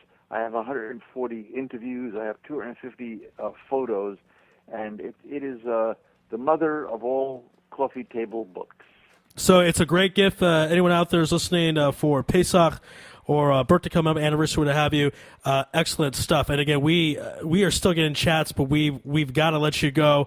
We'll have to have you on another time. We certainly appreciate the time tonight on Louis Live. Dr. Farmer, certainly an honor and a privilege. And let's do it again real soon. Okay, it is my pleasure being with you guys. You really know your sports stuff. Thank you for having me on. Thank you so much. All right, that was Dr. Harvey Farmer, Major League Baseball historian. That was awesome. We'll have to. And one P.S. if we have a moment. Sure. If it's possible for me to get a link to the recording, I'd put it up on my homepage so that all of my thousands and thousands of people who go to the homepage could find it. Yeah, I think we can make that happen. We'll send you out pretty soon after, of course, the show's recorded. No problem. We'd be happy to do so. That'll be great. All right, Doctor. Thanks be well. very much. Bye-bye. Have a good one. All right. Great stuff there. I tell you, I do want to have him on again, and we'll just ask a bunch of Fenway Park questions because it's one of my favorite baseball stadiums with Busch Stadium, of course, in St. Louis, Yankee Stadium in New York, the historic Bank One ballpark. Actually, they don't even call it Bank One. Fields. Chase Field, the one in Phoenix. Chavez Ravine in Los Angeles is also a great one. All right, we are, again, pressed for time. We're sorry. We have to take a break. Rafi, who is on the other side? We are having Dave Babcock, the director of player personnel for the Milwaukee Bucks. So that's a pretty big deal. We're very excited. We're gonna talk about how you draft, what you look for. We're gonna talk about the trades, his brothers, how he got involved in the NBA, the lockout, and more. Yes, that's on the side of a very short commercial break. Excuse me. Believe me, it will be short. Wait about 1 minute, and we'll bring Mr. Babcock on the other side. You're listening to Louis Live on IsraelSportsRadio.com. Offering the best of Israel at the best price, Shalom Israel Tours can help you make your next trip to Israel the adventure of a lifetime. Shalom Israel Tours will customize the trip to Israel for your family or group. Specializing in bar mitzvah packages, outdoor adventure vacations, wine tours, and more, Shalom Israel Tours is sure to inspire. So whether you're looking for a customized trip, a day tour, or a car rental, Shalom Israel Tours is here to help. Email us at inspire@shalomisraeltours.com or click the banner on the Israel Sports Radio homepage, and soon you will find yourself in Israel. That's Shalom Israel Tours, www.shalomisraeltours.com. See, folks, I told you it wasn't that long commercial break. Just about a minute. Of course, Shalom Israel Tours, check them out if you're traveling in Israel anywhere. We're going to bring up our next guest, dialing up right now. And again, the show's been great. We'll continue with the greatness as we're dialing here on Louis Live in Israel Sports Radio. Your call has been forwarded to an Okay, we got a machine. All right. That's the only phone number, correct? Yeah, we can try back. All right, let's try this again. I'll tell you, let's take another break, and we'll dial up again. You're listening to Louis Live on IsraelSportsRadio.com. Welcome, ladies and gentlemen, to KKL JNF Park in Israel. This is it, the final game of the 110th anniversary of KKL JNF International Soccer Match. 110 years of green action. The players have already come out and the anthem has been sung, and now the game is about to begin. And we're off. Few minutes after kickoff, Argentina, with its usual inspiration, passes the ball to Canada, who control and advance towards a definite goal. France charging from the wing, keen to make their mark on the field and influence the run of play with some brilliant use of the head. Goal! A beautiful goal of brilliant teamwork. The spectators are ecstatic with the result, and the stadium is full of green, blue and brown flags and scarves, and the applause is heard for miles around. Dave Babcock. We're now approaching half-time. The KKL JNF team is a goal up and is replenishing energy and discussing tactics for the next part. The competition is very tough, and they need to be sure of the winning strategy. Here they come out for the second half, and they're off. They've returned to the field. America is now bolstering the defense with experience and presence. Australia improving with speed and strength of the attack. The ball goes out to Mexico and is passed upfield with Sweden and on to Italy, but his ball is lost, and the United Kingdom, who are more than just pretty faces, regain possession and send a long pass to Brazil, who change to the rhythm and excite the crowd. The spectators are freaking out and kissing and hugging each other. On the hour mark, 60 minutes gone, and Switzerland start a move with perfect timing as Germany carries on with great efficiency and loops a beautiful pass to Holland, who gets fouled. The opponents are trying all sorts of sneaky tactics, but South Africa is not scared of and stamps their authority in the game with a huge pass to Uruguay, who set up Israel with a perfect pass to score. Goal! Goal! Goal! Goal! Another goal! 2-0 up. 1 minute to go. Yes, yes. Greece have just given the ball to Costa Rica, who head it into Denmark and onto Spain, who puts the ball safely into goal. 3-0 to the KKL JNF team over the rest of the world. Thank you very much, ladies and gentlemen. It's been a real fantastic celebration of soccer and teamwork. Thank you very much. Good evening.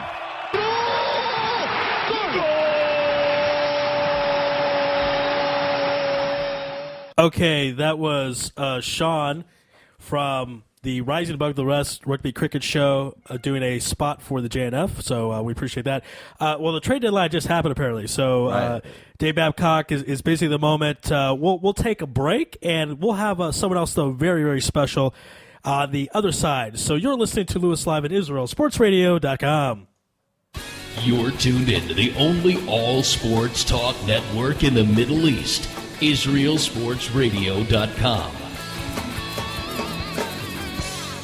Body and Soul Gym in the heart of Talpiot. Great machines, excellent staff, and wonderful classes such as Pilates, yoga, and kickboxing. Give them a call at 02-678-8861. Once again, that's 02-678-8861. www.body-soul.co.il. Once again, that's www.body-soul.co.il. That's Body and Soul in the heart of Talpiot, which is great for your body and your soul. You're already using a credit card every day. Why not feel good every time you make a purchase? When using the HAS Advantage Support Israel Visa card, a percentage of each purchase you make will be donated to your choice of 24 Israeli-based charities, while still earning a reward point for every dollar spent. But wait, these rewards are even better than the standard rewards you get, especially when using them towards Israel travel, with the best conversion rate on El Al's Matmeed Frequent Flyer program. Earn double points at some of your favorite supermarkets and restaurants in the U.S., as well as discounts all over Israel. If you love traveling and supporting Israel, HAS Advantage is the card for you. Just give us a call toll-free at 1-866-6-ISRAEL. Sign up right now with the code ISR10 to earn 2,500 bonus points. That's 1-866-647-7235. HAS Advantage. Earn rewards. Support Israel. Offer valid for U.S. citizens only. Terms and conditions do apply. When dialing from within Israel, please dial 1-800-200-818. Israel Sports Dynamics specializes in football consulting, equipment, uniforms, and more. Great brands such as Nike, Russell Athletics, Shutt Sports Products, and many more. Just one call away. With over 30 years coaching experience with university and professional athletes, Terry Hill, owner of ISD, can advise you for all your sports needs. Call 054-581-3248. That's 054-581-3248, or visit our website at www.isdisrael.com. If that's not easy enough, click on the ISD banner on the Israel Sports Radio website and be part of the game. Are you tired of paying for expensive gym memberships that you don't use? Are you frustrated by not seeing results? It's time for the X1.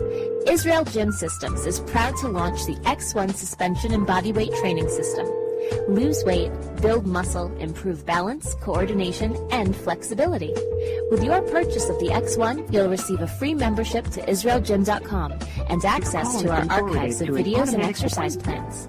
Sign up today at www.israelgym.com and get ready for the new you. Israel Gym X1. Higia Hazman.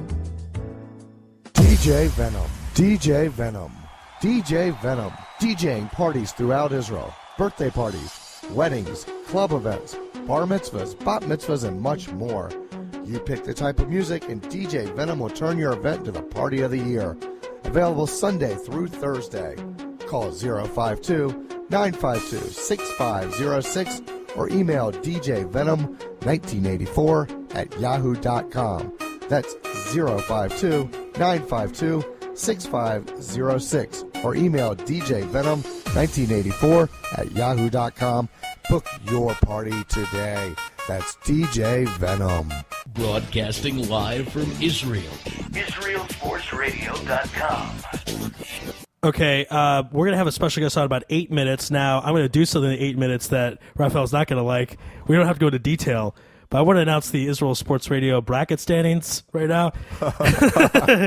Now, keep in mind, I am the CEO of the station, and, I say that to point out that I am almost in last place here. I'm 11th. There's only 13 people in this entire bracket, and I'm 11.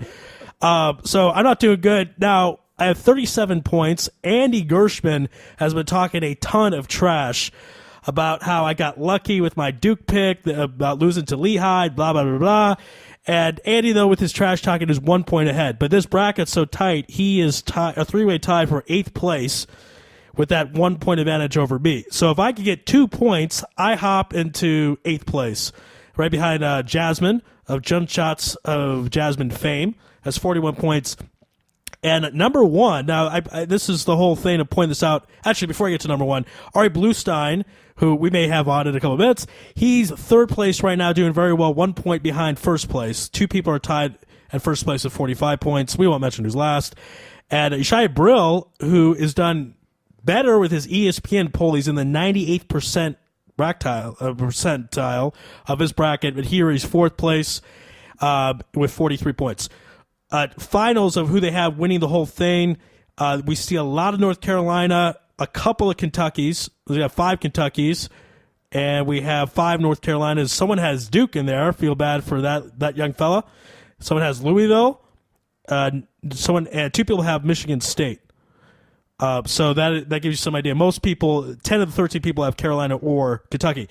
Okay, so who is first place in this bracket? Ariel G. What does the G stand for? Gershman. It is Andy Gershman's 11-year-old son, I believe. Wow. 11-year-old is number one in this bracket. What is his key and secret to success? He basically went chalk. That's pretty much all he did. He picked 1 or 2 upsets and went chalk. So that's a real secret. I mean, time and time again, people trying to figure out different angles. I know I did. I tried going, I think Harvard will pull off this, pull that. The thing is, it's not like you're going to get all of them right. Ariel had, 45 points right. I don't, wait a second here. I think Ariel's was 28 of 48 picks correct, something like that. Let's say we have a whole standings. But the point is, you're not going to get it all right, but you're going to get more right than most people if you go chalk most of the time. Okay, here we go. Sorry. Ariel had 34 of 48 picks correct.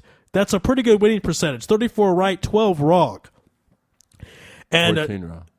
18, 14. You're right. I'm sorry. 14 wrong. 34 right, 14 wrong. He had 6 games better than me, and that's between 1st and 11th place right now is 6 games, which is that's not bad. I don't know of all the games that were played. Nah, it's not that bad. It's not that bad. Now, if you want to figure out who's a front runner here, again, it depends on who wins the title. Obviously, Yeshaya Brill, who I mentioned is 4th place, has a possibility of 167 points.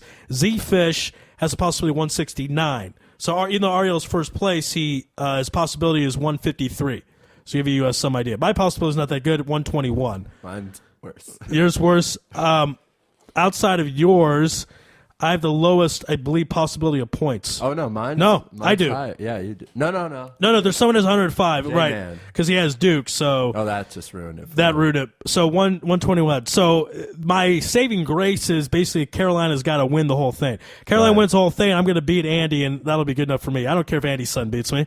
But what counts is that I beat Andy. That's the point. But what have you noticed when you pick your games? What picks did you say, man, I wish I would have had that back? I knew it. I was about to pick this team, about to click enter, and then boom. You're talking to me now? Yeah. Okay. Pretty much all my upsets. I'm an upset crazy guy. I kind of just love. I picked Wisconsin to lose in the first round. Oops, to Montana. I picked South Dakota, North Dakota State to beat Baylor. Oops. I go for the upsets. I had a couple of upsets. My Final Four is pretty much intact right now, so I may not be doing that well. Do you have all 4 teams? I think so. Okay, I have 3 of the 4 because I don't have Missouri in there. Oh, right, Missouri. Of course, Yeah. I have 3 of the 4 as well. I'm very confident with my Final Four teams besides North Carolina, who lost Kendall Marshall with a scaphoid fracture in his wrist. But who knows? We'll see. I still can come back. My goal now is to finish in the top 5, if possible, if I can get all 3. My Elite 8 looks good. We'll see what happens. Well, that's the whole point. I mean, you're a college basketball fanatic. Yeah, and you're not doing so well in the polls, and an 11-year-old is beating all of us. That just shows how it is. That it's purely random. It's kind of luck. A lot of luck involved. Sometimes the girls who just pick on their favorite color. Yes. Okay, we have our guest going live now out to Ari Bluestein here on Lewis Live. Ari, how you doing out there? I'm good. How are you guys doing? Doing great. We were just talking about our Israel Sports Radio bracket and the standings. You're third place right now, doing well, 1 point shy of first place. Ari, tell us how you did it. I don't know, man. I just made some picks. It's sometimes more about luck. And, you have to look at some of the potential upsets, like a VCU, like a Colorado. You just have to look at some of those and look at the matchups and, sometimes just get lucky, man. I mean, somebody in my office pool picked Norfolk State just because they liked the way the name sounded. So you never know what's going to happen, man. And as I mentioned right before we called it, first place is an 11-year-old, Andy Gershman's son. And Andy told me his secret was he just picked chalk pretty much, but he's only 1 point ahead of you. So Hayden and Ari, you're going to have a good chance to beat him. I don't know if I'll have such a good chance. I'm 11th place, and we won't even talk about where Rafi is right now. Now, the bigger upset, asked this all week, what's the bigger upset? Duke losing to Lehigh or Missouri losing? What are your thoughts? It has to be Missouri because I would say that most people probably had Duke going down in like the second round or the Sweet 16. Or the first round, or the first round like me. I had them losing to Lehigh. It's in the bracket. That's right. Yeah, congratulations, man. Yes. I know somebody that picked Lehigh in my office pool as well. And I think the Norfolk State game really just shocked everybody. I think people had Missouri going to the title game. Like me, I had them going pretty far as well. And I think that just shocked the world that nobody expected Missouri, who was probably rated the best number 2 seed, to go down like that. Hi, Ari. You're on with Raphael. How you doing out there? I'm good. How are you? I'm good. I'm not doing very good talking about the bracket, but besides that, everything's good. So I just want to talk to you about some of the games coming up this weekend. We've had a lot of guests on the last 2 days, so I'm going to try and touch up on some games that we have not talked about. So let's take a little closer look at this Michigan State Louisville game, which we talked about. We just talked about it, about the coaching aspect of it. We did not talk about the actual game. So what are you looking for in this game? Who do you think anyone on Louisville will be able to match up with Green down low? Are the guards for Louisville going to be too fast? Payne Siva is very good guard. Kyle Kurtz. So what are you looking for? I think you hit the nail on the head. I think Green is probably going to have his way down low, but I think the guard play of Louisville, with the shooters that they have and a great point guard like Payton Siva, I think the guards will have to try and dictate the tempo of the game. If they can run up and down the floor and get it kind of fast moving and get good ball movement around the perimeter and knock down those outside shots, I think Louisville has a chance to win. But if Michigan State can slow it down and get in that half-court game and let Draymond Green do his thing the way he's been doing all tournament long, I think that Michigan State will win. I think ultimately the Spartans will win this game. But I think Louisville will certainly make it interesting if the guards can shoot the ball well. Okay, the next game I wanted to talk to you about is the Wisconsin-Syracuse game. A lot of people, well, not a lot of people, I picked Wisconsin to lose in the first round because I watched this Wisconsin team play a lot this year live, and they start off the Big Ten, I think, 1-4. A lot of people were saying this could be one of their worst teams in a while. They completely turned it around I think they finished fourth in the Big Ten behind Michigan, Michigan State, and, of course, Ohio State. Jordan Taylor, their star point guard, did not have the year anyone was expecting, only averaging 14.7 points a game and 4 assists a game, which is not what people were expecting. But somehow they've pulled it off. They have all those crazy guys that Bo Ryan always recruits, those tall guys that he recruits from Wisconsin and Minnesota that can make those three-pointers or play down low. What are you looking for in this game? Syracuse, of course, a lot of people were saying they're going to be the first number 1 seed to be kicked out. They're not kicked out. It looks like they could beat Syracuse, Wisconsin. What do you think about this game? This is a very interesting matchup because you look at Syracuse and they're very athletic, and one of the things they do well is they like to create steals, create turnovers. Wisconsin, I don't know if they're the best in the country, but they're one of the best in terms of not turning the ball over, in terms of taking care of the basketball. So I don't know if Syracuse will be able to play the game like they want to, create those turnovers and get out on the fast break with Jardine and lob it up there to all the athletic players that they have. Obviously, they're without Fat Mello, so that's going to hurt them in the half-court game, especially in this game where Wisconsin likes to control the pace of the game and slow things down. So I think that this is a game where the number 1 could really go down, and it's not because of Syracuse and they don't have Fat Mello, but I think the matchup favors Wisconsin. So I would have Syracuse moving on, and I do have them moving on in most of my brackets, I'm pretty sure. But I would not be surprised to see Wisconsin pull this one off. Okay, very good. Now let's talk about a team that, correct me if I'm wrong, we don't get the Selection Sunday broadcast in Israel. It's blacked out here. But I believe that North Carolina State was either the last team that was selected or one of the last teams, correct? Yeah, I think, they weren't one of the last 4 because they didn't have to play that first 4 rounds, but as a number 11 seed at large, you would have to think they were maybe one of the last 8 teams in, yes. Okay, just for our listeners out there, we're on with Ari Bluestein, or Bluestein or Bluestein? Bluestein, okay, who's our college basketball expert who works at Drexel. Okay, so let's talk about, let's take a deeper look at this North Carolina State team. We actually had on Courtney Fells on a couple weeks ago, the former Wolfpack forward, I think, or guard, who now is playing professionally in Israel. And he kept telling us, he kept repeating, I love this team, a lot of talent, but they just can't win those big games. I believe that they got a big win at the end of the season that helped them get in the tournament. I'm not really sure, but they did make it in the tournament in the end, and they've done an excellent job. They beat San Diego State in the first round, or in the second round, sorry, and now they're in the Sweet 16. This team really, I remember when this recruiting class came in, a lot of people were saying great things to come. Of course, the coach last year, Lowe, got fired, and now they have a new coach. So let's talk about this team. They're led by C.J. Leslie, Scott Wood, who can shoot the ball real well, and Richard Howell, who's their main guy down low. Do you think they can beat this Kansas team, who kind of looks shaky against Purdue? Yeah, Kansas really should have lost that game to Purdue, and I think NC State can move on and they can win this game.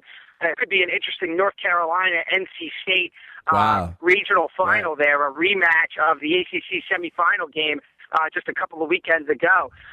First off, Courtney Fells, you mentioned him. He's I believe, a wingman, like a shooting guard, right? Yeah, small forward type of player. He actually came to Drexel, played the Dragons in the NIT back in 2007.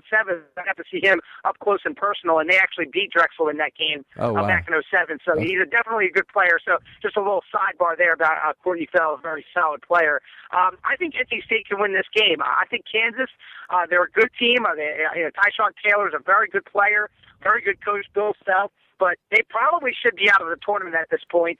Purdue probably should have pulled that one off.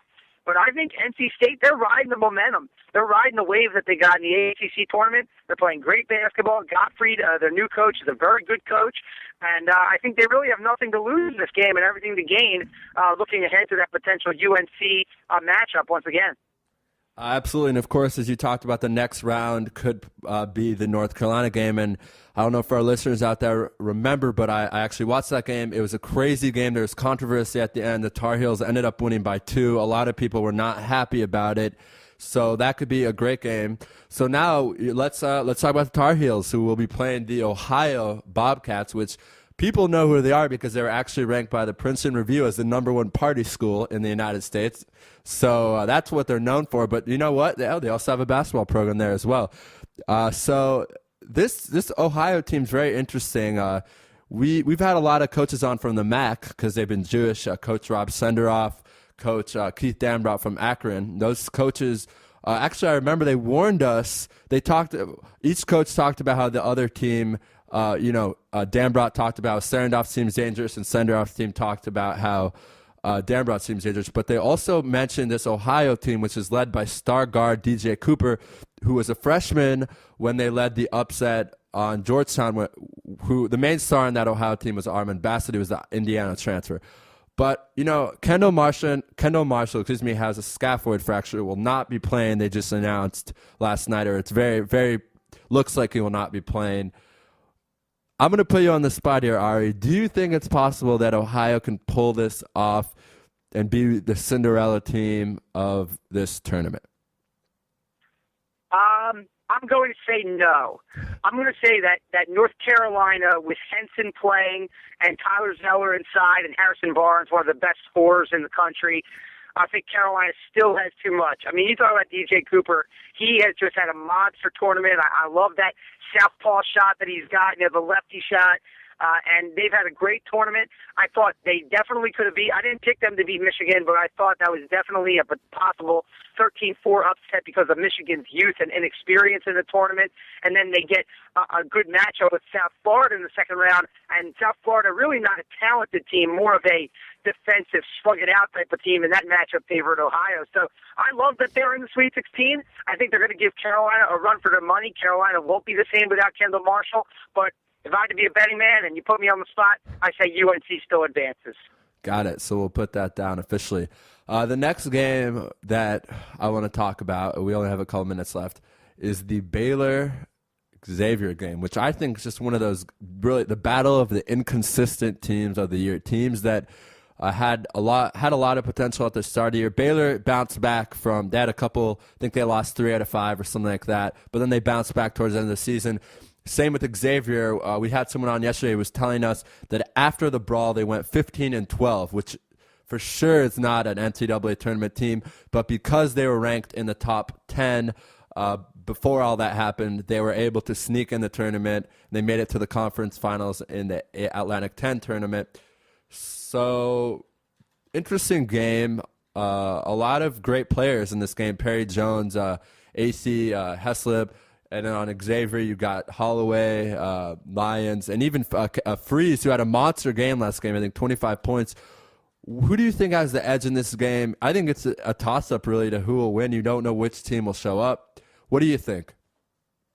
I think Baylor will win this game. I think Xavier is a good team, and you mentioned about the brawl just kind of went downhill after that. Right.